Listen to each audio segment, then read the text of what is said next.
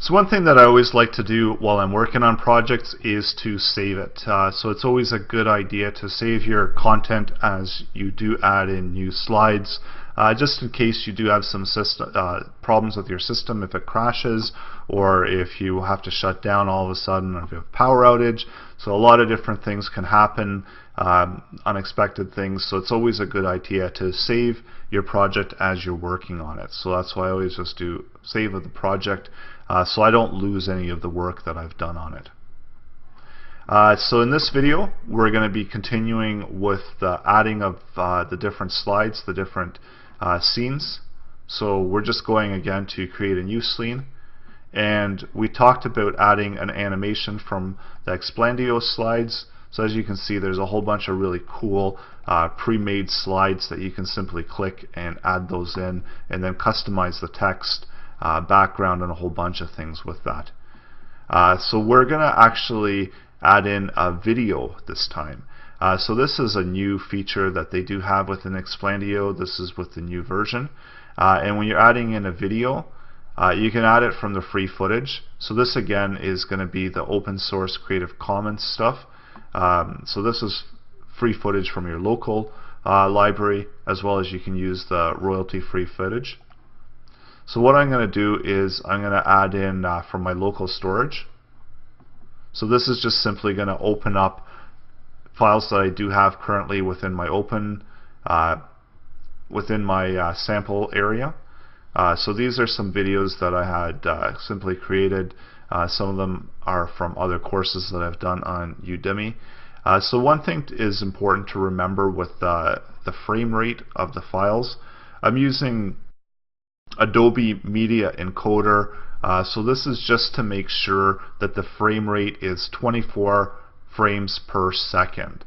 This is what Explandio is going to require in order to pull these videos in. So whether it's a flash video or if it's any other kind of MPEG video, it has to be in format of H.264, which is fairly standard MPG file. And you have to make sure that your frame rate is 24 frames per second. So this is very crucial to be able to import videos and have the sketching work properly on the videos. You can import different types of videos that aren't the frame rate, but they're not going to be able to sketch out, so generally they might not work as well. So it is advised to keep it at 24 frames per second as H.264 video. So I'm just going to go ahead and add this in, and as you can see, it does create the basic outline of the sketching for the video. So I'm just going to make this a little bit bigger, and I'm just going to turn it a little bit on an angle there, and I'm going to go ahead and close the canvas. And as you can see here, it's already a pre-built really cool effect that it has with the video within the preview area, where it does sketch that out, and then it shows the content of the video, and it's actually also importing the audio of that, so you might not want to have that, so you can turn audio off, and that's going to disable the audio from playing within the video. Another important thing to note is that it does bring in the video at full length. So this video currently is 17.1 seconds in length, and as you can see here, the slide here, the scene here is 17.1 seconds. So if you do have some options for the videos, if you want to make them shorter, if you want to cut them at a certain frame rate, if you want to cut the length of them, you just go to your video option here.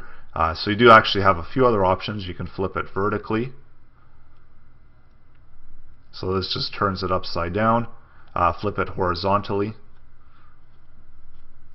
You can change position of it. This brings you back to the canvas.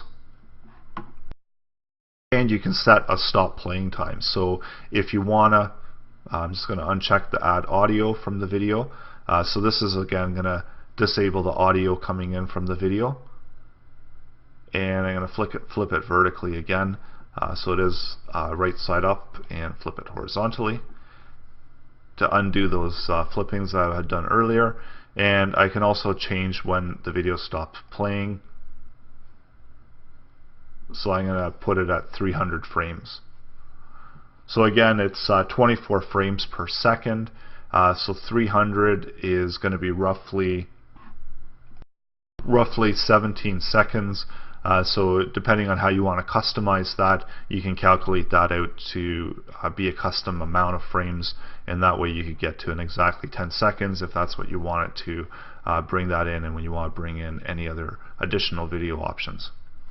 So that's how you set up video, import a video, and you get them to sketch it right in the beginning, bringing in the rest of the video content and playing that out. So really good, cool new feature within the new version of Xplandio.